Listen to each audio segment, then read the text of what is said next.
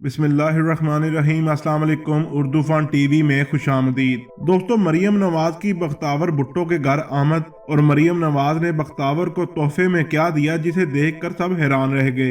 बख्तावर भुट्टो की शादी को लेकर तमाम लोग एक्साइटेड हैं, लेकिन अब उनकी शादी तो गुजर चुकी है, लेकिन तोहफे तोहफ का सिलसिला अभी भी जारी है। आज लाहौर में एक शादी की तकरीब थी जिसमें मरियम नवाज ने शिरकत की। मरियम नवाज ने बख्तावर भुट्टो को क्या तोहफे में दिया है और उसकी क्या कीमत थी, इसकी तफसील हम आपको बताते हैं। दोस्तों, बख्तावर भुट्टो की शादी के सिलसिले में लाहौर में एक तकरीब थी जिसमें मरियम नवाज ने शिरकत की और ये भी कहा जा रहा है कि ये तकरीब बख्तावर भुट्टो की शादी की आखिरी तकरीब है और इसके बाद दोनों मियां बीवी दुबई रवाना हो जाएंगे। दोस्तों, पहले की कुछ खबरों के मुताबिक ये कहा जा रहा था कि मरियम नवाज ने कराची में बिलावल हाउस में शादी में शिरकत की है, लेकिन मरियम नवाज कराची नहीं गई थी।